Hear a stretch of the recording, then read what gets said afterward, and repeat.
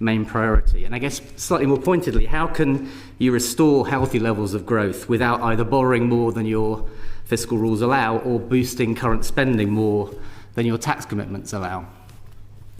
Well, thank you very much, Lord Wood, and it's a real honour to come and address you for the first time as Chancellor of the Exchequer, so thank you for giving me that opportunity today. As you say, we are living in an age of insecurity today, and economic policy has to respond to the moment which we live in. At the same time, we also have a challenging economic inheritance with high levels of tax as a share of GDP, historic high levels of government debt, and then also economic growth that really for the last 15 years has been very poor by historical standards because of the weak productivity growth that we've experienced in that period of time. But just to sort of go to the sort of the first point that you raise about the sort of economic moment and that age of uncertainty and instability in which we're living in, the growth strategy has to be the right one for this era. You know, in different areas, a different growth strategy would be appropriate, but we have to respond to the times we live in. And so that's why our growth strategy is about building resilience and stability. And we've sort of got these sort of three pillars that we think about in terms of our growth strategy. First of all, the pillar of stability, then the pillar of reform, and then the pillar of investment. So I'll just take you through those in turn. But I think also, hopefully, that will explain how they link to the fiscal rules that I brought in the budget last year. So the first pillar is around stability, and that means having fiscal rules that you stick to, because there's always fiscal rules, but they tend to change quite regularly. And so the sort of fiscal rules that we've introduced both embed stability, but also prioritise investment. So the stability rule is that we have to get day-to-day spending funded by tax receipts. That's something that hasn't happened for, well, at least a couple of decades. And the second rule is the investment rule, and I'll come on to that in a little bit, but getting debt down as a share of GDP, but subject to that being able to invest in things that improve our productivity performance. So separating out day-to-day and investment spending, because otherwise it's just too easy to squeeze investment spending, which is absolutely essential for delivering that long-term growth. So stability is the first pillar, and it's that stability which has enabled the Bank of England, the MPC, to cut interest rates 4 times in the last year. And despite the challenges, and we have faced challenges this first year, and the international geopolitical backdrop is probably not one that any government would want, but that is what we have. But despite that, in the budget, in the spring statement, and in the spending review, we showed that we were able to stick to those fiscal rules, that we had the political courage and strength to stick to those fiscal rules, and we will continue to do so. The second pillar of our growth strategy is around reform, and that reform is really wide-ranging. So reform to the planning system, and planning and infrastructure bill is before your House at the moment, and I would encourage Lords to, when they're looking at that bill, to think about how quickly we can get it signed into law, because the quicker we can do that, the quicker we can actually get things building in Britain again. And one of the big challenges we've faced, and it's a similar challenge to other countries as well, is the difficulty in actually getting things done, whether it is building transport infrastructure, energy infrastructure, the homes that we need, the digital infrastructure, which is so important now with the growth of data centres and technology and AI. So being able to get things built. So the planning and infrastructure bill is absolutely crucial to that. We've got the pensions reform, which is unlocking long-term patient capital to help grow our economy. The regulatory reform, which you would have seen at Mansion House. You also would have seen from what the Environment Secretary and Sir John Cunliffe have done in terms of water and regulation of the environment. And trade policy is also an important area of reform, where in the first year of this Labour government, we've managed to be the first country to get a trade deal with the US. We have got a reset with our relationship with the European Union. We have agreed a trade deal with India, and we are progressing trade deals with Switzerland, the Republic of Korea, and also the GCC. So that's reform. And then the third part is investment. And investment is a mixture of both public and private. So the fiscal rules that I set out in the budget last year have unlocked an additional £120 billion of capital spending during the course of this Parliament, which is why in the spending review I was able to set out £750 billion of capital spending during the course of this Parliament. And then using financial transactions, particularly through the National Wealth Fund, the British Business Bank, we're also able to unlock further investment in line with those fiscal rules, which now count the assets, the financial assets on the government's balance sheet, not just the liabilities. And that's the right thing to do, and it has enabled us to make decisions like we did today, to come to final investment decision on Sizewell C, which will, when it's built in a decade's time, provide the equivalent of electricity for 6 million homes for 60 years. That is a big achievement, but would not have been possible without those changes in the fiscal rules. I know that's a lot of detail, but that is my growth strategy. Thank you for that full answer and strategy. Just a quick follow-up then. Obviously the UK economy is having issues. The growth is still rather sluggish. Unemployment is increasing. Inflation, as we found out this morning, is still a stubborn problem. What's your diagnosis of the ills of the UK economy? What are the problems that continue to plague the UK economy at the moment? The key problem is productivity, and sort of investment is the answer. Investment in human capital, investment in physical capital, and also investment in new technologies. That's both public and private sector, but I think we've got the lowest private investment and lowest total investment as a share of GDP of any country in the G7. The result of that is that our productivity performance has not kept pace with our competitors and similar countries around the world. And that's why the fiscal rules that I've set out do treat investment spending different. Because what you saw, and you saw this in the previous Parliament, and the plans that we inherited saw public investment as a share of GDP fall to 1.7% to GDP. And we're instead going to keep it at 2.5%, 2.5% of GDP. The easy thing to do as a Chancellor is to cut capital spending because, frankly, you're not likely to be the government that sees the benefit, the full benefit of that capital spending. But we're not going to keep making those short-sighted, wrong decisions, which is why we've set out those changes to the fiscal rules. But productivity, I regard as the key reason why our performance on government borrowing and debt, why our performance on GDP and our performance on inflation have all been not where we would want them to be. And my job as Chancellor is to turn that around. Thank you. A brief follow-up from Lord Blackwell. Thank you. Chancellor, I just wondered, you mentioned the high levels of taxation at the moment, which, as you say, have been rising in recent years. Since the war, no government has, until now, managed to get more than 35% of GDP in taxation. It's now about 37.5%. Do you have a view on what is sustainable in terms of levels of taxation? I mean, the OBR, as you know, forecasts that with the ageing population, government expenditure could go up to 60% of GDP within the lifetime of current young people. Do you have a ceiling or view on what is the right level of taxation in the long run once you get through the current debt problem?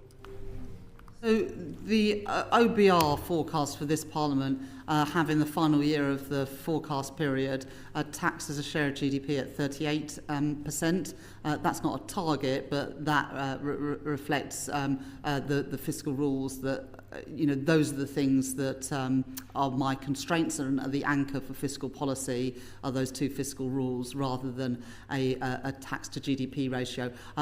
What I would argue is the best way to reduce that ratio but still have public services that we need is to increase the denominator, to increase GDP. And that is where all my focus is, because if we can grow the economy, then you can reduce that ratio without cutting investment in public services.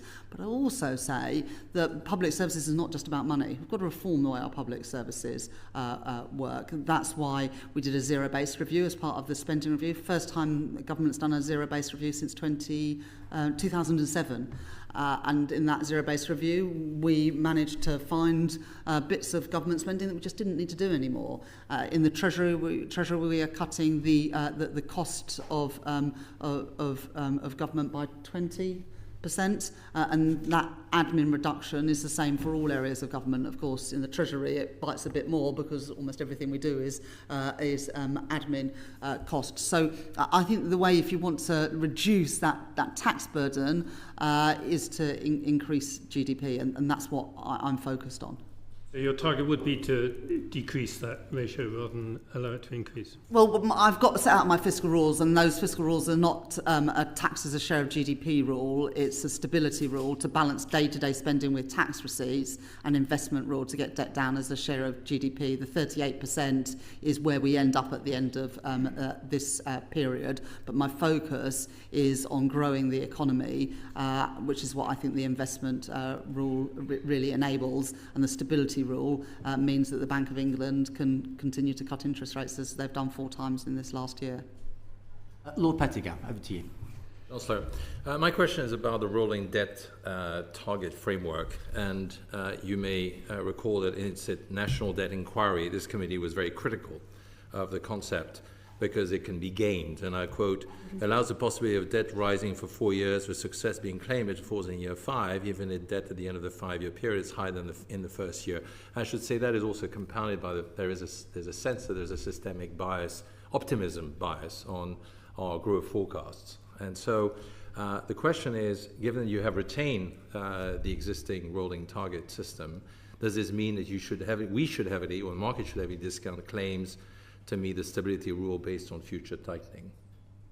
Thank you very much, Lord Pettigrew. We have changed that the 5-year to 3-year. And so in the first year, it was 5 years, then it becomes 4 years, then it becomes 3 years, and then it rolls 3 years after that. So for the first 2 years, actually there's no rolling, we just move towards it. And the 3-year is trying to get us out of this situation where it's always in the next Parliament Lord may be virtuous, but not quite yet.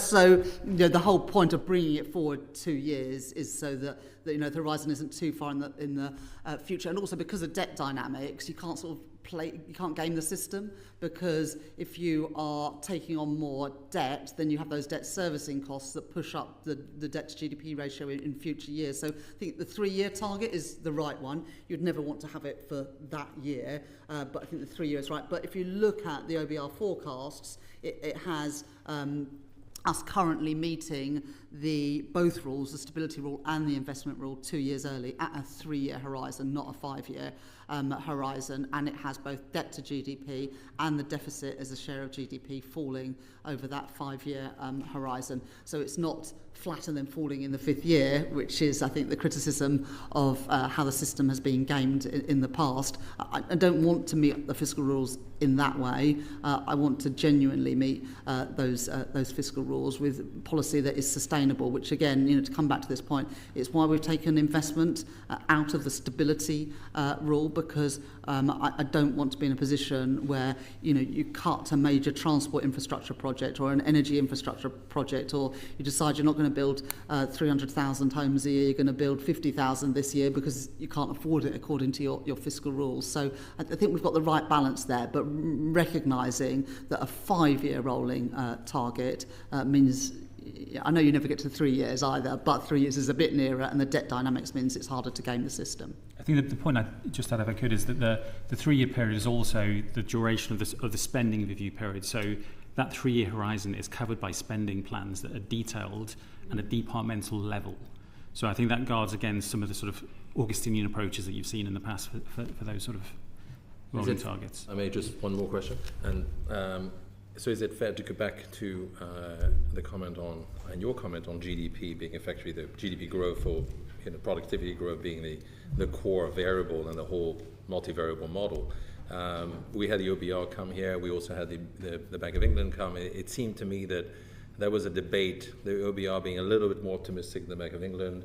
And so the question, I think the big risk in this 3-year, even if it's reduced, is whether these GDP forecasts are hit or not. And therefore that, I think, must be the key variable. Well, I mean, that is a statement of fact, Lord Pendergast, and as you rightly say, the OBR forecasts for productivity and growth are substantially higher than other forecasters. We are at the moment on track to meet the OBR forecasts for growth for this year. But, growth is not exogenous. We can have an impact on growth, and that's why we're pursuing these policies around reform and investment to try and make Britain the most attractive place to start, to scale, to grow a business, and also for inward investment to come. And, today, when we announced final investment decision for Sizewell C, not just government money going into that, but EDF investment, Centrica, Amber, and the Canadian Pension Fund, CDPQ. I think that shows that Britain is increasingly an attractive place to invest. And I think in the first year of the government, we secured £120 billion of inward investment, and today's announcement, of course, is on top of that. Thank you very much. Lord Lonsborough. Good afternoon, Chancellor. Can we zero in on what you describe as the key problem of the economy, which is the critical issue of low levels of productivity in the UK? And we continue to lag France, Germany, US by very wide margins, about 12 to 20% in terms of output per hour. And we have done so for decades. Now, the UK's productivity in this first quarter has actually fallen by 0.2% compared to a year ago, and it's standing now at just 1% higher than it was 5 years ago. And it may well drop in Q2, given what's happening to GDP numbers. So my question is, how is the government seeking to address this productivity challenge? What specific policies will turn the dial, and when can we expect to see results? Yeah, so there are sort of three things that affect, I guess, the productivity numbers. It's physical capital, labour supply, and that's the quality of the labour supply, so human capital as well as the numbers, and then total factor productivity, so technology. On capital, I'd say, sort of an assessment of the first year. I think on physical capital, that's where we've done most. In this first year, I've mentioned the £120 billion of extra CDEL capital spending by the government over the 5-year period, keeping capital spending by government flat as a share of GDP rather than it falling actually quite substantially, which was the plans that we inherited, but also using financial transactions through the National Wealth Fund and the British Business Bank and other public financial institutions to have additional capital spending, and then using things like the National Wealth Fund to leverage in private investment, 3 times as much private investment, and actually that's the model we've used as well for Sizewell C, where the National Wealth Fund is the sort of debt underwriter for that project. And as I said to Lord Pendergast, we've managed to bring in £120 billion of private investment just in this first year of the Labour government. On labour supply, you would have seen, despite the increases in the unemployment rate, we've also seen an increase in the employment rate. And those two things can obviously be consistent because what we've seen is a reduction in economic inactivity. That's really positive because we are still the only OECD country, I think, that's got a lower participation rate in the labour market than before the pandemic.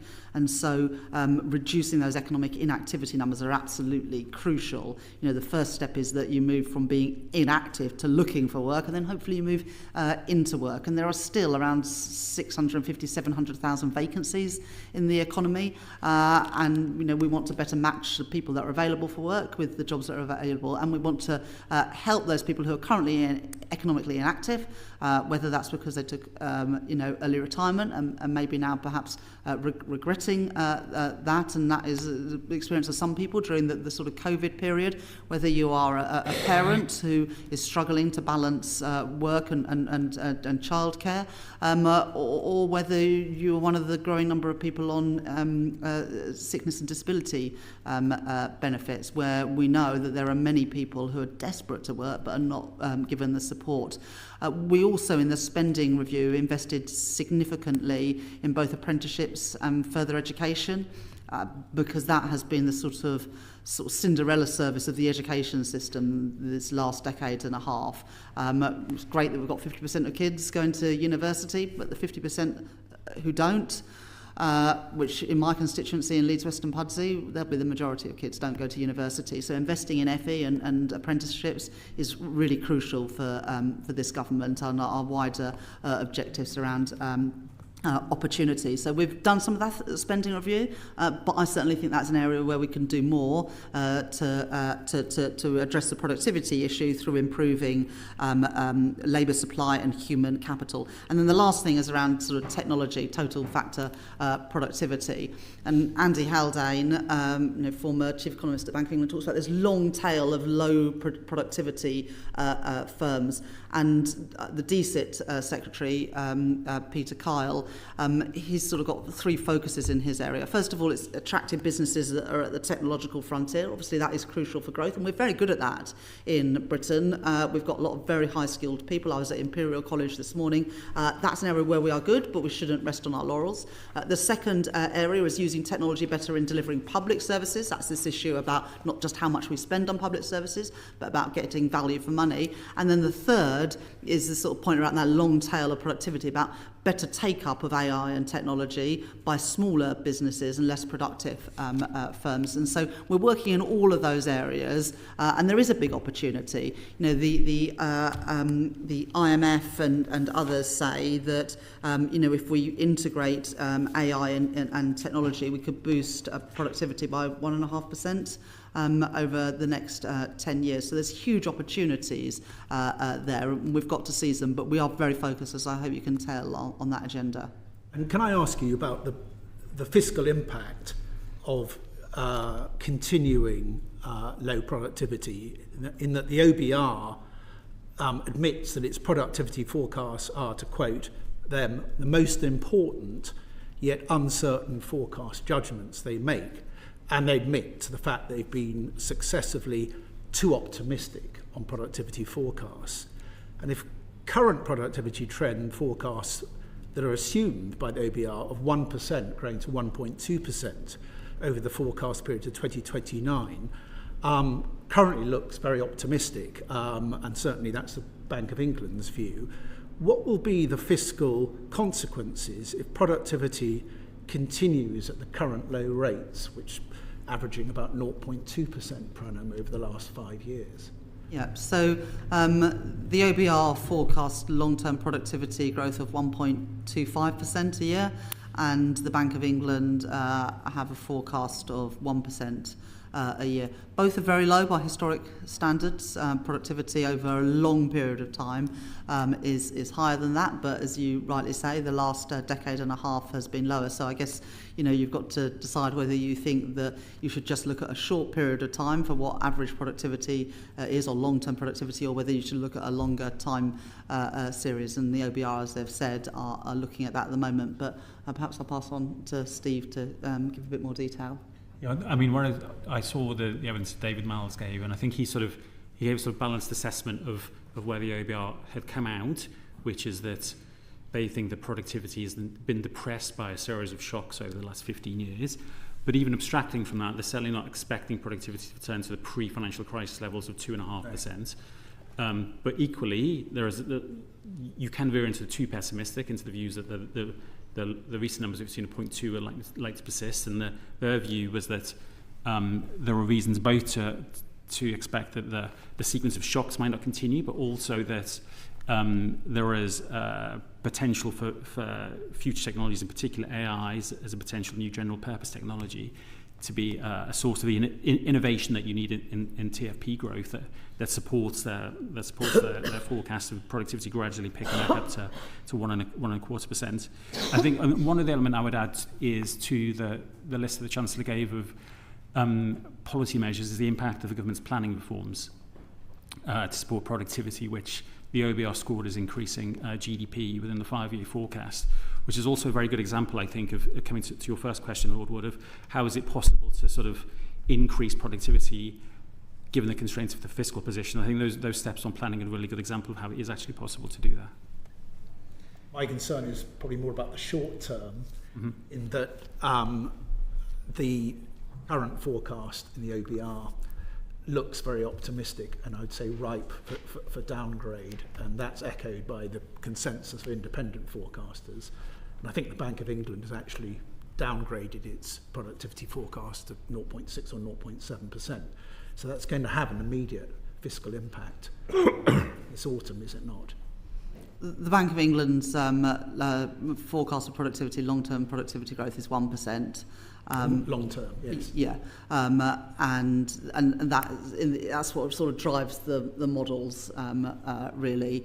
But the OBR is higher than that. The number I gave you earlier was just slightly wrong. So the IMF analysis suggests AI could boost UK cumulative total factor productivity over the next 5 years by 1.4%. And so I guess that's the point that sort of Steve Farrington is making, that there have been a series of shocks over the last few years, whether it's the sort of global financial crisis, COVID, Russia's illegal invasion of Ukraine, that have all had a negative effect on productivity and growth. But actually, if you look at some of the underlying drivers of productivity, there is perhaps reason to be more optimistic in the future if we can contain some of those shocks, in part by building a more resilient economy, and that's what we're trying to do with clean energy, homegrown energy, for example. But some of those underlying factors about the increasing use of technology might give us a bit more cause for optimism. Thank you. Lord Turnbull. I don't know whether on your desk you have Kraft Hamlet's complaint, when sorrows come, they come not as single spies but in battalions. So let me pick up one of those battalions, which is demographics. Much has been written about the impact on public finances of the growth in the number of older people. Less appreciated, I think, is the alarming or certainly severe worsening of the dependency ratio. We used to think of the labour market starting at 16. Not many young people go to work at 16 these days. Sometimes it takes them until their mid-20s. The birth rate is very low. And so the circle has been squared by the acceptance of the promotion, the acceptance of very high levels of net migration.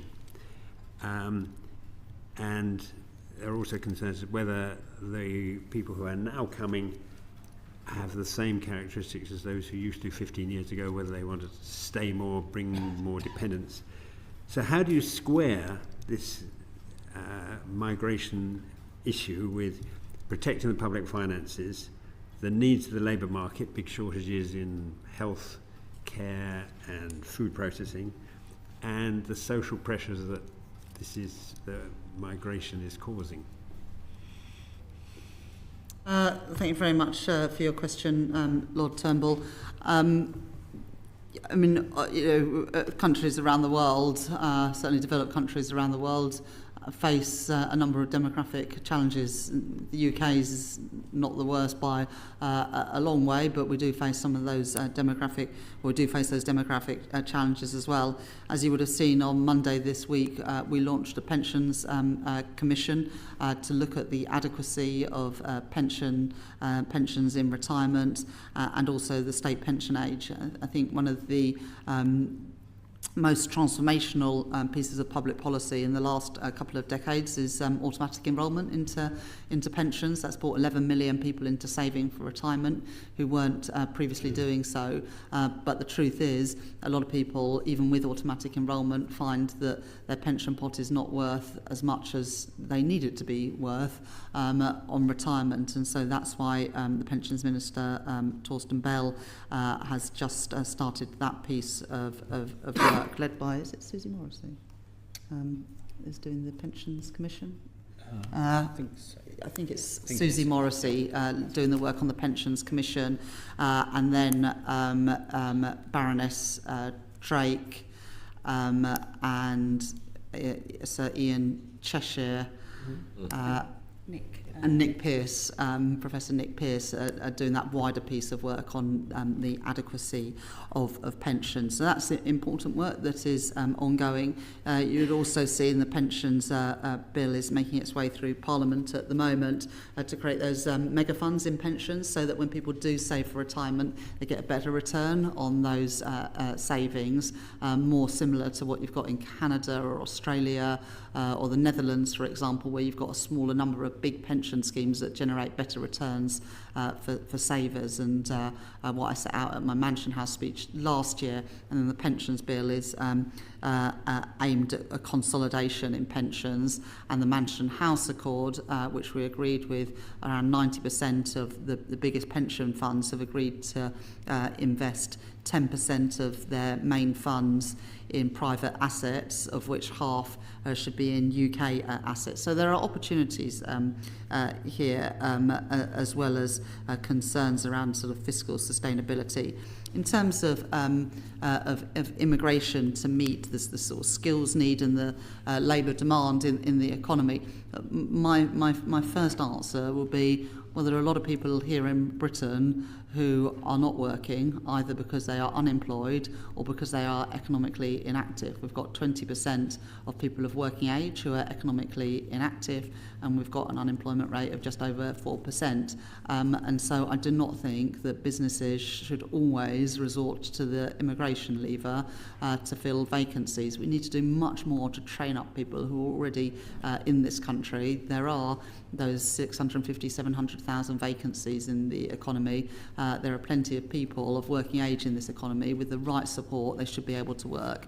And that's why in the budget last year, I set out a series of trailblazers working with the directly elected mayors to help people in their mayoral combined authorities to get back to work, with a focus particularly on young people. We've got 1 in 8 young people not in education, employment or training. That is not acceptable, and we need to do much more to make sure that those opportunities are there for those young people. And it's why as well we've announced £1 billion of support to help people who are currently not in the labour market back into work. So, immigration has always played and will continue to play an important part of the skills mix, but we can't just turn to the immigration lever. We do need to do much more to train people up who are already in this country. One quick supplementary. You said it in the past, it was the easy thing was to cut capital. You changed the rules to favour capital more. But the first thing you announced, I think more or less, was the cancellation of 2 major roads projects, Arundel Bypass and Stonehenge. Would you have done that now under the rules that you are now operating now? Yes, because the revenue gain was they couldn't be afforded. Didn't say anything about whether they were good projects or not, you just said they couldn't be afforded. We've set out £750 billion of spending during the course of this Parliament, but of course, through the course of the spending review, there were plenty of projects that we had to say no to, because even with £120 billion more public investment than the plans we inherited, you still can't do everything that everybody would like to do. There's always going to be more demands on public resources than we have money available, and we have to prioritise because there is not a limitless pot of money as much as people might like there to be, or sometimes think there is. So even with the additional money available, we still have to make priorities. I'd also say this, we did have to cancel things, but we cancelled things where the money was not there. There were lots and lots of projects that the previous government had announced, had committed to delivering, without allocating a single penny to pay for them. And that is how you end up in politics, with the levels of distrust of politicians and of the democratic system. And I do think it is unforgivable to make a load of commitments without having a single clue about where the money was going to come from. I'm not going to do that. And it doesn't mean you're going to have to disappoint people sometimes, but I always think it's better to be honest than to say that you can achieve something without saying where the money's going to come from. And that's why we've just done a multi-year spending review where we've settled departmental budgets for day-to-day spending for 3 years and for capital spending for 5 years. And alongside that, we've published a 10-year national infrastructure plan. Difference between this and what we inherited is every single thing that we've said we're going to do in the next 3 years for day-to-day spending and the next 5 years for capital spending is fully funded, fully costed. And that is very, very different to the plans that we inherited. So yes, we had to cancel things, but we had to cancel things that would never have been delivered because there wasn't a single penny allocated to them. Lord Blackwell. Thank you. Chancellor, one of the other long-term challenges you're having to deal with as Chancellor is the rising cost of welfare. This committee recently completed a report on the economic impact of long-term sickness. And as you'll be very well aware, spending on incapacity and disability benefits has risen more than 40% over the last decade. There are currently 3.7 million people who receive the health component of universal credit, 95% of whom aren't working, and 80% of whom have been out of work for more than 2 years, tragically, many of them young. But what we've discovered from the evidence is that this doesn't seem to reflect any rise in sickness levels in the population as a whole. In fact, the survey of health of the nation has been pretty stable over that period. So the conclusion that we and many others have come to is that has more to do with the structure of the benefits system and the incentives within it. Indeed, Alison McGovern, the Employment Minister, told us the current system doesn't work. It was supposed to be designed to incentivise work, and it's turned out not to do that. And it's obvious that it's not financially sustainable. So my question is, do you agree with that assessment? And I know you're waiting for the Timms report, but do you accept that if we're going to deal with the ballooning cost of credit and indeed help the people who are in this situation, they'll need much more fundamental reforms for both economic and social reasons? Well, thank you very much for that very topical question. As you say, Stephen Timms is doing the review now of sickness and disability benefits of personal independence payments, but we're not just going to wait for that review. Before COVID, 7 in 10 assessments for personal independence payments were done face-to-face. It's now 1 in 10. I don't think anyone truly believes that those assessments are going to be as effective on the phone or on Zoom or whatever as they would be if they were face-to-face by better trained and better supported assessors. And so we are changing that by recruiting and giving DWP the resource to have more trained assessors and more face-to-face assessments to ensure that people who need the support get it. But then people who are able to work are given the support to get back into work. At the same time, we're providing £1 billion worth of support to help people who are economically inactive back to work. And that will also include supporting NEETs, where I think that the biggest crisis exists, because we know that if you're out of work early in your working life, you are going to earn less and be in work less over the whole period of 50 years that you should be in the labour market. So a real focus on back to work support and face-to-face assessments, as well as the TIMS review. On universal credit, we are making reforms. We are, in real terms, reducing the health element of universal credit and increasing the standard allowance, because we know that a lot of people have found it almost impossible to live on the standard allowance, and all of the big charities, Joseph Rowntree, etc., say the standard allowance was not enough to live on, and so people were doing their very best to get onto the health element. And once you're on the health element, you don't have to be actively seeking employment. So narrowing the gap between those two benefits, I think, is one important way in which we can encourage more people to be actually looking for work. I'll also just give you a couple of statistics which I think are quite telling about people on sickness and disability benefits. There are 200,000 people who are claiming health and disability benefits who said that they would work if the right job and support were available. It's 200,000 people.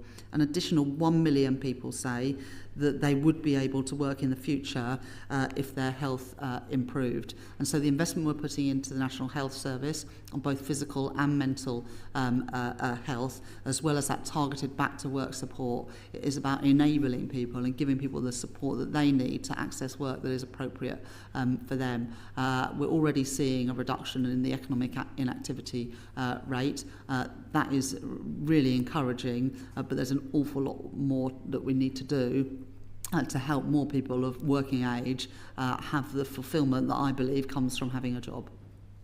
I'm sure you'll be the first to say this isn't just an economic issue, but would you measure your success by the fact that in 5 years' time there ought to be a lot fewer people on health-related benefits and a lot more of them in employment? Well, let's just be clear, even with the original plans in the legislation, you would have seen an increase in the number of people on personal independence payments. All our plans would have done was to stem some of that increase. I want more people to be in work. I believe it is good for them, good for their families, and good for the economy. You're half as likely to be in poverty if you are in work compared to if you are on benefits. We also need to support people in work with greater security in work, which we're doing through the Employment Rights Bill, and also by a wage that you can afford to live on, which is why we increased both the national minimum wage and the national living wage in the budget last year. So I do want to see more people have that chance of meaningful employment, which is why we're investing in skills and training, and it's also why we're putting that support in to help people back into work. And the TIMS review, of course, is looking at that gateway to sickness and disability benefits. A related question from Lord Vergie. Thank you, Chancellor. What are the fiscal consequences of the government's concessions to ensure the passing of the benefits bill? Does the short-term volatility in government policy undermine the UK's fiscal credibility? And how are you going to address some very painful long-term decisions we have to make with the short-term volatility in government policy at the moment? So, as the Secretary of State for Work and Pensions said at the time, of course there is a cost for the changes on the welfare bill. The OBR will do their costings in the autumn and will set that out, probably in the tune of £5 billion. But we've restated our commitment to the fiscal rules. Those are non-negotiable because it is the fiscal rules that provides that stability that underpins a successful, thriving, prosperous economy and gives government bondholders the confidence to carry on buying those government bonds. And we are still very reliant on the goodwill of strangers in buying our government bonds. 1 in £10 of government spending is spent servicing government debt. I'm a Labour politician. I don't think there's anything progressive about spending £100 billion a year, often to US hedge funds, when I'd rather spend that money on the health service or on our defence or on better schools for our children. And so that is why I am going to stick to those fiscal rules, so that we can start to bring down the costs of servicing that debt, so we can free up that money, whether it is to have lower taxes on working people than we otherwise would do, or we can have more money for our public services. So the fiscal rules are not some sort of construct from me or from this government. They reflect the economic realities and the fiscal realities of the world we live in today. And as Andrew Bailey, the Governor of the Bank of England, said to the Treasury Select Committee this morning, the world as it is today, with the uncertainties, the geopolitical uncertainties, the trade uncertainties, but also the increase in the global issuance of government debt. Take the US or Germany, for example. All of those things are pushing up government bond yields, pushing up the cost of borrowing, including for the UK. And I'm determined that we don't just keep spending more and more on servicing the debt, because I believe that when people pay their money in taxes, they want that money to be spent on things that matter to them and their families, and that's what I want to achieve as Chancellor. If Chair will remind me, I just want to go back to a question on productivity. And I know it's hard for a sort of number cruncher to talk about culture, but it seems to me a key factor of increasing productivity is culture. We talk about the American dream and the success of the US. It's hard to talk about the British dream today. How does someone in your position change the culture of work, productivity? Because that, to me, seems to be a key factor in increasing productivity for our country. How do we get the British dream going? Well, look, one of the things that I'm keen to do, and you would have seen it in my Mansion House speech just last week, is that I'm keen to have more people investing rather than putting their money into cash. I would like British savers to be supporting the British economy by giving more access for long-term patient capital for people with great ideas. We're a country of entrepreneurs. I mean, that is the great thing about Britain. A number of people have got fantastic ideas that they want to turn them into their own business, work for themselves, not work for someone else. But to do that, we do need to unlock more long-term patient capital and give those opportunities for ordinary people to save and make a return on those investments. The other thing that I would say is a sort of like quintessential British dream is to own your own home. And that dream has been snatched away from far too many people these last few years, because we have not been building enough homes as a country, and that's why we've got this ambition as a government to build 1.5 million homes during the course of this Parliament, so that more people can realise that dream of home ownership, and if not able to buy a home of their own, that they have the security of a home that can't be snatched away from them at the whims of a private sector landlord by investing more in social and affordable housing. So that dream of starting your own business, which requires ordinary people in Britain to invest more of their money into stocks and shares than putting their money into cash, which serves not very much purpose and doesn't give very much return, and that dream of home ownership that I believe that we can fulfil if we meet those targets around house building. But on the issue of productivity, British people work hard. Young people, when I go into schools and colleges, are full of ambition. We've got to find a way of capturing that and nurturing that better. That's why I've always just been passionate around better supporting the 50% of young people who don't go to university. At my school, where I went quite a lot of years ago now, but I was in a very small minority that went to university. And government carried on investing in my education for years, very expensively. But the girls that I went to school with didn't have those opportunities. They left school at 16, or they left school at 18, and they never had the opportunities that I had, despite being bright, because they didn't have those aspirations. Those aspirations weren't nurtured in them. And if they then wanted, a few years later, to go to college, they'd have to pay for it themselves, rather than, like me, having their education paid for. And even today, with tuition fees, we are still putting huge amounts of money into the education of people that go to university. I do want to retilt the system to help more young people get an apprenticeship, get a place on an FE course. We say 1 in 8 young people are not in education, employment and training. In my city of Leeds, there are more people who want to go to further education college than there are places available. And then we say, they're not in education, employment or training, as if it's their fault. Well, they want to go to college, but there's not the places available. So we've got a responsibility as well as lawmakers and as a government to make sure that young people don't have their dreams snuffed out at age 16 or 18 because, there's no room at the college because governments didn't make those investments in further education. That's something I'm really passionate about doing. But the productivity challenge in the UK is not because American people or French people or German people are harder working than British people. I do not accept that at all. We've got to do more to nurture the talent of people in this country. A brief follow-up from Lord Agnew on this. Yes, good afternoon, Chancellor. Just back to your Mansion House speech, and you put a lot of personal commitment behind driving forward tokenisation, stablecoin and so on. Mm-hmm. And you said that you wanted our financial services sector to be at the forefront of this innovation.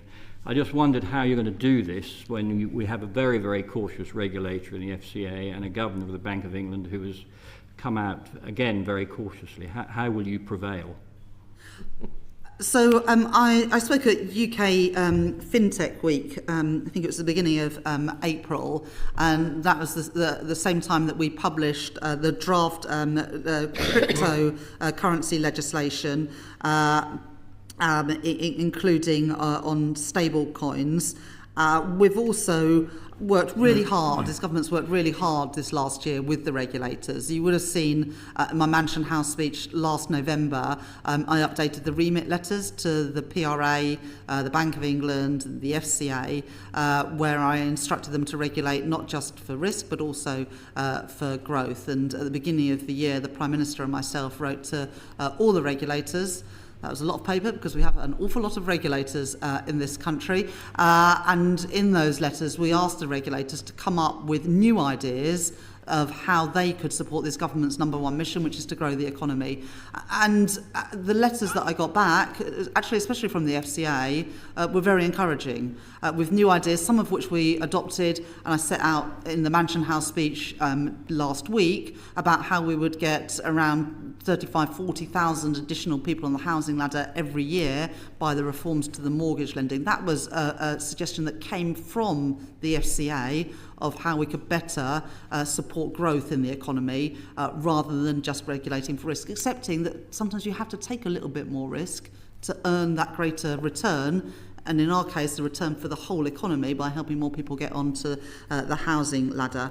The FCA and the Bank of England have also set up a digital securities sandbox, which is really popular, not just with UK crypto and stablecoin and digital assets businesses, but actually internationally as well. And we're attracting that investment to experiment in new products, new services for customers. Last week, I published the digital markets strategy, and key to all of this, I guess, my sort of philosophy around it is, we want to be pragmatic. We've always, as a financial services capital, been really good at encouraging innovation.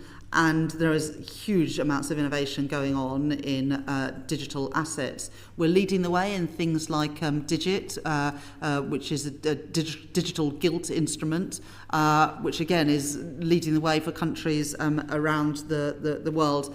And we've just set up with the US a UK-US financial regulations working group, which is all part of the sort of trade agreement to build on the defence partnership we have with the US, with a technology partnership, including in areas of fintech, where Britain really is a global leader, and working with the US to ensure that we've got a similar framework for these new assets and new opportunities. Lord Lamont. Good afternoon, Chancellor. I quite understand that you will be reluctant to comment on potential budget measures, but I still find it a bit strange that the government hasn't ruled out a wealth tax, which some people in your party have been proposing and about which there is a lot of discussion. And although I understand your reluctance to rule things out, you did, before you took office, rule out certain increases in taxation. You were quite explicit about that. Surely just the whiff or suspicion of a wealth tax is rather undermining confidence, or carries the risk it will undermine confidence. It wouldn't be far better just to rule it out? So in our manifesto, we made a commitment around the key taxes that working people pay: income tax, national insurance, and VAT. But you'll know from your own experience, Lord Lamont, that if you start saying no to other taxes, then as soon as you don't say no, people will assume that's the one you're going to increase. And so it is right, and this is, with respect, what you would have done and did do in my position, is that you rightly said that taxes are matters for a budget, and we'll set out our policy there. Well, I'm sorry I can't get you to be more forthcoming.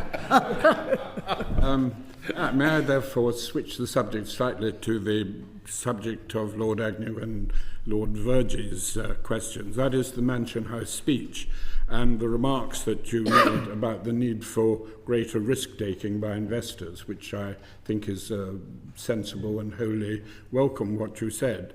But risk-taking is not real risk-taking if it involves compulsion. And it isn't really changing the culture if what you propose involves compulsion. And therefore, the one reservation I have about what you said was the power to mandate pension funds to invest in certain assets. I understand you're only taking that in the pensions bill as a residual power, but why should you have it at all? Because that is not really going to achieve your objective of changing the culture. And could I put it to you, it's also at odds with the responsibilities of trustees of pension funds, and it also carries the risk that this power might be used to direct investments into particularly politically favourable projects. I'm not suggesting you would do that, but it is a risk. And if you really want to change the culture, you don't want compulsion at all. Right. Well, thank you very much for that question, which I will answer a bit more freely than the last one. You'll be pleased to know. So I think there's sort of two parts to this, Lord Lamont. There's the pension side, and then there's also the retail investment. So I'll take each of those in turn. I want people to know that we are serious about pensions reform, and that's for two reasons. First of all, people have been badly served by too many pension products in the UK, that they're not getting the returns on their savings that they would do in other jurisdictions around the world, because we have got too fragmented a pension system, too many small funds that don't have the economies of scale, do not have the expertise to make the best investments on behalf of their savers. And the reason that is so bad is that when people save for retirement, they are sacrificing consumption today, and especially at a time when the cost of living challenges are as acute as they have been in the last 2 years, for that money not to be working as hard for a saver as it could be, I think is really letting people down. And so that's why we are, through the pensions bill, requiring the consolidation. And that's not, we would like you to consolidate. The pensions regulator will have powers to consolidate. I think that's the right thing to do, because the current system is failing too many people. And the lessons from Australia, from the Netherlands and from Canada is that a smaller number of bigger schemes deliver better returns for pension savers. And so both within the local government pension scheme, where at the moment we've got 96 different administering authorities, and we're going to take that down to 8 pools, but we're not going to say you can put your money in the pool if you want to. The money will go into 8 pools. We're not having 96 different authorities managing different schemes. We're going to consolidate local government pensions because we want them to work better for savers and work better for taxpayers as well. And we're going to consolidate the DC landscape as well. We built on what the previous government did, what Jeremy Hunt did when he was Chancellor of the Exchequer with the Mansion House Agreement, with a new Mansion House Accord. And this is in the spirit of what he did, but it takes it to the next step. And that is that now 10% of assets in main funds will be invested in private assets. And I think around 90% of the biggest pension funds have signed up to this.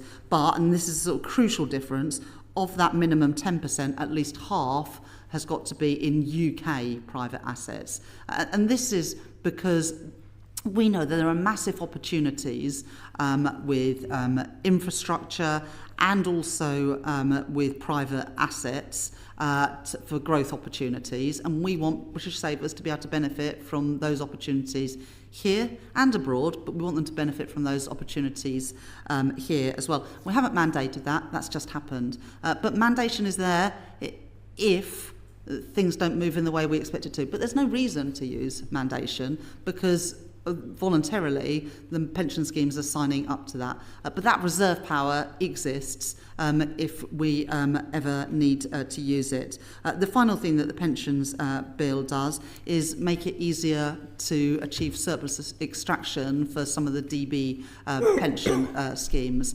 that over the last decade or so have built up large surpluses in those pension funds to be able to extract those both for investment but also to return that money to pension scheme members. So that's what we're doing on the pensions side, and the aim is to better support savers and better to support the real economy. On retail investing, we are changing, and we will do ahead of the new ISA year starting in April next year, changing the rules around advice and guidance. Because post-financial crisis, it is almost impossible for somebody on a modest or a middle income to get advice on how to invest their money. And so we're going to make changes there.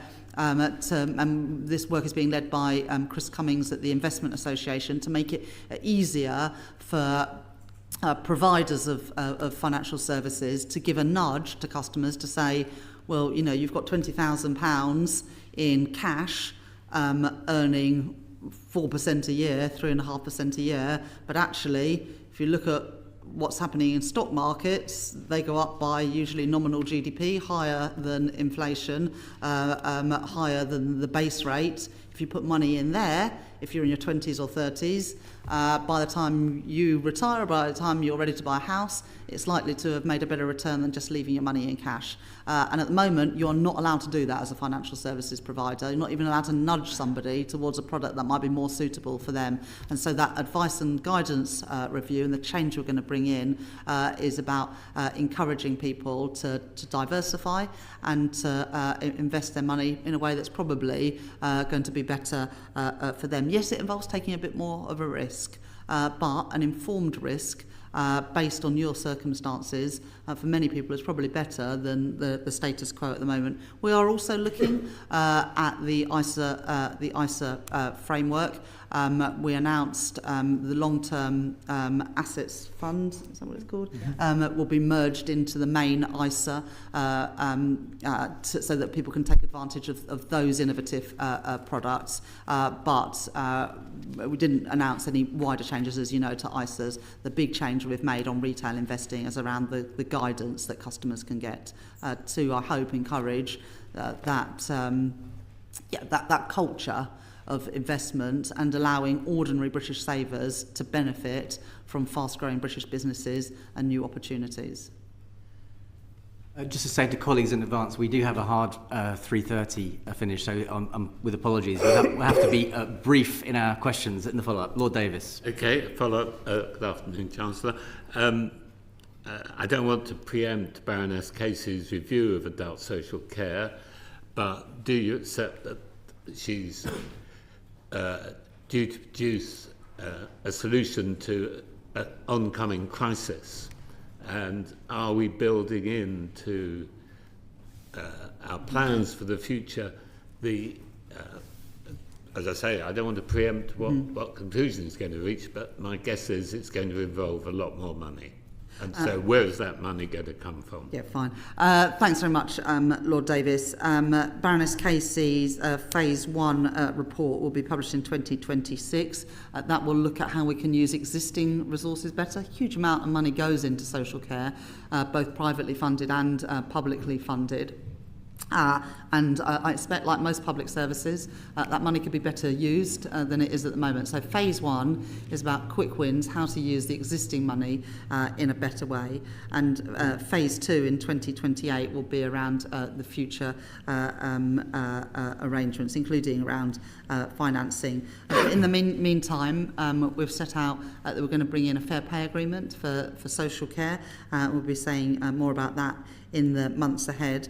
The local government settlements that we made both in the first phase of the spending review in the budget last year and also in the spending review, the multi-year spending review last month, gave settlements for local government real terms increases in their spending, the first sort of sustained real terms increases for a number of years, as well as additional investment in the NHS of £29 billion a year. So, I think there is a wide consensus that the social care system needs reforming. We are making changes ahead of the Casey review, particularly around local government funding and fair pay agreements, but recognise that much more systematic work needs to take place, which is why we've published the person who can deal with intractable problems, Baroness Casey, to do the review. Thank you. Lord Razzle. Yes, I'd like to turn to the slightly thorny issue of the introduction of the rise in employers' national insurance contributions, which, as you know, has subsequently proved a bit controversial. I'm interested in what you think about the impact on employment, inflation. Obviously, the bigger companies are better organised to absorb this, although I think if you went into your local pub, if you had the time to, you'd find that the local pub, if it was still there, was complaining to you about the impact on it. Did the Treasury model the affected changes before you introduced that? And if so, what was the predicted effect? Thank you very much for your question, Lord Razzle. So when we came to office last year, and sort of links to the question earlier on from Lord Turnbull, we did face a situation where there were a number of unfunded spending commitments, and we needed to explain how we were going to pay for them. There were choices about how to address that. We could have increased taxes on working people. We could have cut public spending. I didn't think that they were the right choices, and so as a result, we did increase taxes on business and on the wealthiest in society by around £40 billion in the budget last year, and around just under 25 billion of that came from an increase in employer national insurance contributions. Now, recognising, as you say, that smaller businesses would struggle more with that, we increased the employment allowance to £10,500. So if you're employing the equivalent of 4 people on the national living wage, you wouldn't be paying any national insurance contributions at all. That was a doubling of the employment allowance. It means around 1 million businesses are paying either less or no more national insurance than what they were previously. But of course, on bigger businesses, especially employment-heavy businesses, do face or have faced an increase in that burden. But the counterfactual would have been either higher taxes on working people who have already had to absorb, the vast amount of the cost of living challenges. It would have meant cuts in public services that had already been starved of resources for many years under the austerity of the previous government, or it would have meant more borrowing, which I just don't think would be the right approach, and would have meant that the Bank of England weren't able to cut interest rates by 4 times in the last year. And of course, those lower interest rates benefit both households, especially with mortgages or other lending, and also help businesses who have also paid a heavy price for the sharp increase in interest rates that we've seen over the last few years.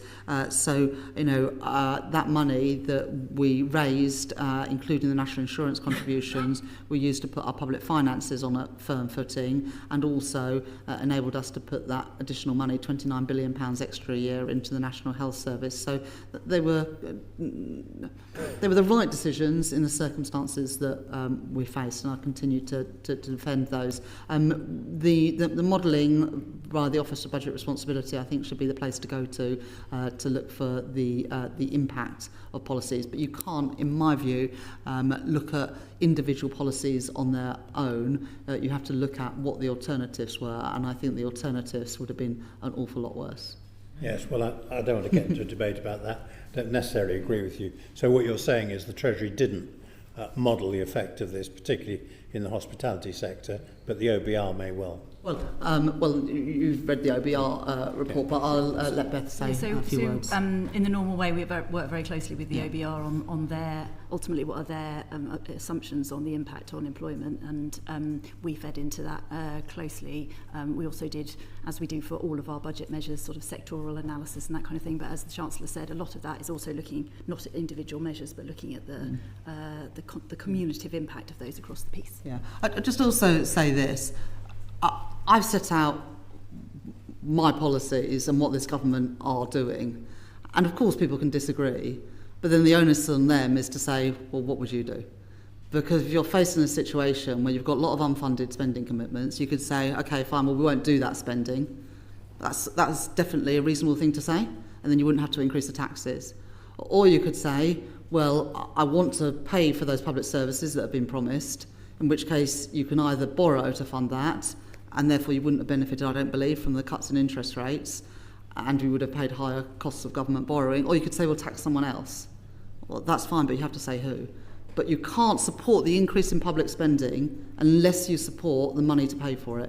And if you don't support the increase in public spending, that's fine, but you have to justify why you would not be putting in the additional £29 billion into the health service. We would have increased the bank levy, increased the tax on the technology companies, and taxed the gambling companies. So you could have got close to 40 million in that, but now it's not the time to debate. We could discuss that another time, but it is maths like that got us into the problems that we're in today. Baroness Wolf. Good afternoon, Chancellor. I'd like to go back to one of the things that you raised when talking about your reforms, namely planning and infrastructure. And I think everybody in this room is well aware of the history of the back tunnel, 359,000 pages of planning documentation before you get anywhere on the Lower Thames crossing and so on. And you particularly said that you would like the Lords to get the planning and infrastructure bill through fast. In that context, I think there has been some surprise expressed about the fact that the bill has come to the Lords with some government amendments that actually seem to make it easier than in the original drafting to block and delay things on environmental impact grounds. And I wondered if you could say a little about that, because it seems like a good moment to ask you to do so. But also much more generally, how will you know whether the planning reforms are really adequate, whether they're really cutting through? So a specific question about the environmental impact and whether or not the effect on nature is permanent. And secondly, this is an ambitious bill, but is it ambitious enough? How will you judge whether it actually needs to be followed by further planning interventions? Well, thanks very much for engaging in this issue, because I think this, alongside the trade deals we've done, are probably the most important things that we've done to date on unlocking the growth. That I think there's a wide consensus that we need to improve our productivity and growth performance. And yes, I think I did a Today programme interview where I sort of laid into bats and newts and lizards and or whatever. I don't know about lizards. Great crested newts. I think the Today programme got quite a lot of feedback. But we can't always say no to infrastructure investment. We announced Sizewell C today, and I see that there are quotes from, the Stop Sizewell group. I understand why they have concerns, But if we say no to every new runway and airport, every new housing development, every new onshore or offshore wind farm, every new power station, every data centre, every film studio, we're not going to boost our productivity, we're going to see it decline further. And I am not willing to be the Chancellor that lets Britain go on this path of steady decline, because it would be a path of our own choosing. And so I've chosen investment rather than that path of decline. It does mean having some fights, and it does mean taking on some people who don't want change. And I'm willing to have that argument, because home ownership has gone backwards, our energy bills have gone through the roof, and we don't have the security either of energy supply. So that's why the Planning and Infrastructure Bill, combined with the regulatory reforms, is absolutely essential. Now, you made the point about the government amendments. We've taken two separate sets of legal advice as a government ahead of putting those down. We do not think that it waters down or weakens the bill, but it gives some of the assurances to, frankly, encourage people at your end of this building to get on and do what we need to be done, which is to pass this bill. And if it means that we can shave off a couple of months of this bill, and that would be my urging to all of you, because the quicker we can get this bill on the statute book and into law, the quicker we can actually get on. And one of the things, I know you haven't asked me this question, but if you'd like to ask me what has frustrated me more than anything else in this first year of government, it is how long it takes to get things done. And, you know, of course, we've got to have the proper scrutiny and all the rest of it. That is essential for good lawmaking. But, you know, it's going to be a year and a quarter, a year and a half before we get this flagship legislation, which we've got a mandate to do because it's in our manifesto, to get it through. And I just would urge people in this place to be sympathetic towards this legislation. I know that amendments can often be useful, but every day, week, month that passes is another day, week, month that keeps the costs of infrastructure investment too high, and much higher than they are in comparable countries around the world. You know, the reason that HS2 is not coming to my city of Leeds anytime soon is because I'm afraid, as a country, we've cared more about the bats than we have about the commuter times for people in Leeds and West Yorkshire. And we've got to change that, because I care more about a young family getting on the housing ladder than I do about protecting some snails. And I care more about my energy bills and my constituents than I do about the views of people from their windows. And again, we can have a debate about that, but that is where I stand, and that's why we're making these changes. And how will you know if they're adequate? If we get stuff built and if it's cheaper to do so. Do you have any sort of specific criteria for going, this should be that much shorter? Because with all due respect, if you don't, it's very easy to look, so this is an MHCLG policy, but absolutely, this is about reducing the time it takes. And you'd already seen, we've got this target, I think, 150 major infrastructure projects in this Parliament. I think we're halfway to achieving that, or something like that. So we've got that target about the number of major infrastructure projects we've signed off.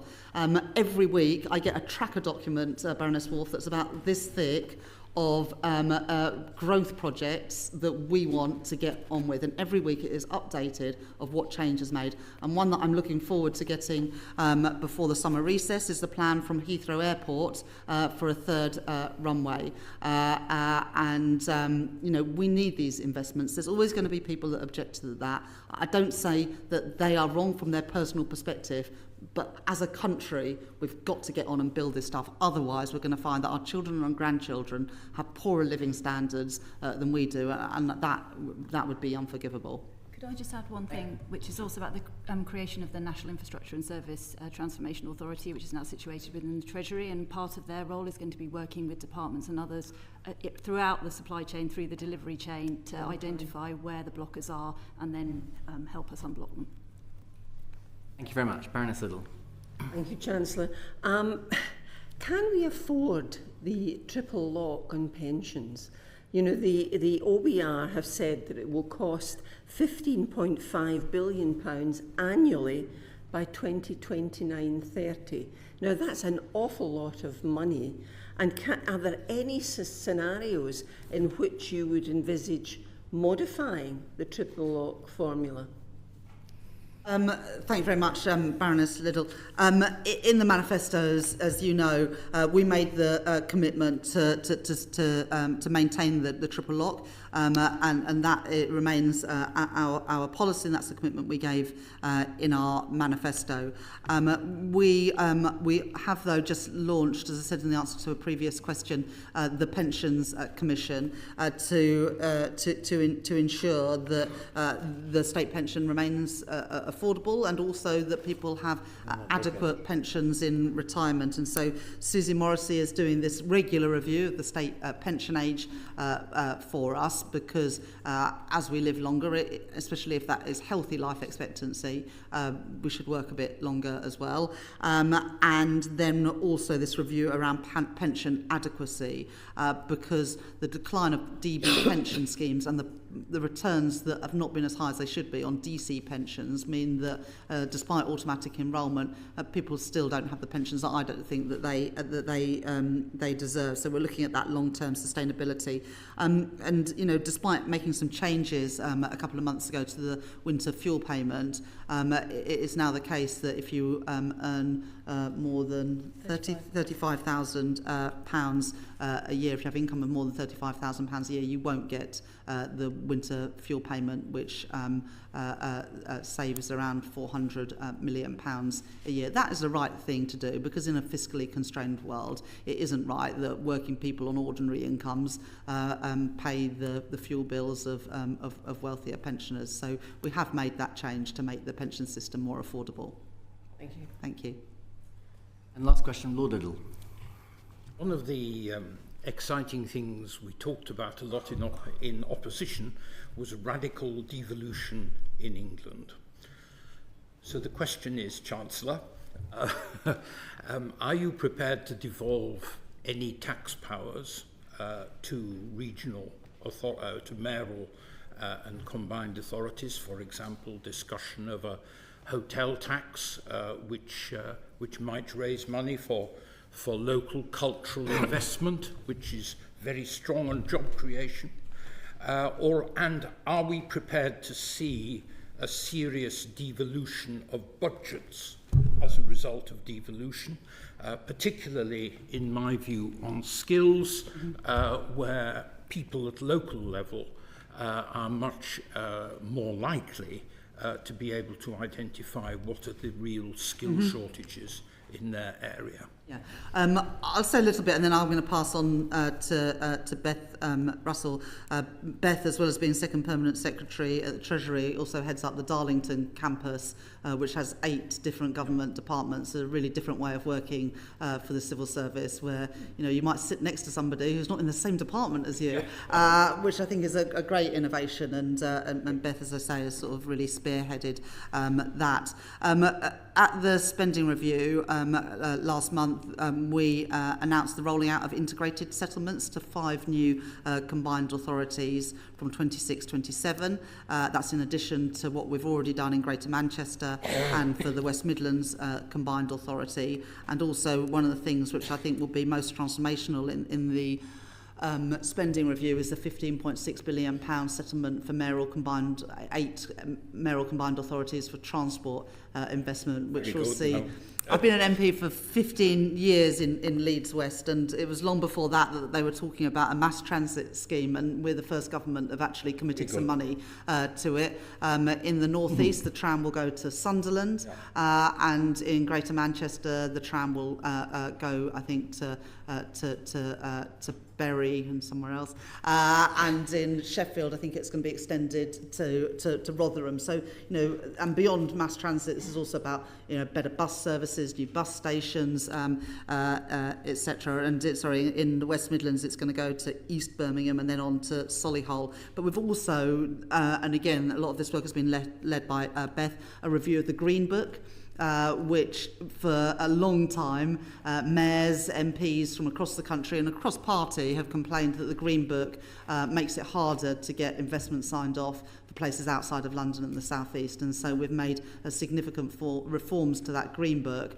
to make it easier to get that investment to the places that can benefit most from it. But Beth, do you want to say a bit more? Just a couple of things. So, I mean, you talked about tax powers on existing tax powers. The devolution white paper is extending some of the existing tax powers that mayors have to all mayors. And as the Chancellor said, I mean, I think one of the things that we are doing very differently in government is working very differently with regional government, particularly actually in the Treasury, but across departments, and local growth plans are playing a really important part in that. So one of the complaints from regional government has been that they're having to have individual conversations bilaterally with individual departments. These growth plans enable us to come together in a single place with them to talk about their priorities and how we can work together to achieve them. So I think that's something that's quite different as well. No on the other 2 points I made. One last follow-up from Lord Burns. As a former Perm Sec of the Treasury, I'll be remiss in not allowing him a final question. And I was very sorry, Chancellor, that I was late arriving. Quite rightly, you put a lot of emphasis on the issue about sticking to fiscal rules. In the past, Chancellors have found, of course, that they've had to make quite a lot of changes to those rules as time has gone on. And over the past year, there has been a suspicion that the headroom that was left for uncertainties was possibly not quite as much as was necessary given the uncertainties that we feel. And I just wondered whether you had any views about how much headroom needs to be built into those figures to make sure that we can actually stick to these rules and don't get derailed by changes that we can't foresee at this moment, which has often happened to Chancellors in the last 10, 15 years. Yeah, I think if the question is, would you like to have more headroom? Yes, of course, we would like to have more headroom. Build more headroom But Lord Burns, there is a cost to more headroom, and the cost of headroom is either less spending in a world where there are huge pressures on our public services, or more taxes in an environment where Lord Blackwell and others have already pointed out that taxes are at an historic high. We did increase the headroom. I think it had gone down to £6.5 billion in the budget before last in the previous Parliament. It's now at 10 billion. We kept it at around 10 billion in the spring statement. We've also made a commitment to move to just one major fiscal event a year to give that greater certainty to people around tax levels, and we stuck to that in the spring statement, where we made adjustments without changing tax rates. So, you know, it would be wonderful to be in a world where we had less taxes, better public services, less debt and deficits, and more headroom. But I guess to come back to Lord Wood's first question, in this sort of age of uncertainty in which we live, how are you, how are you conducting your growth policy and your economic strategy?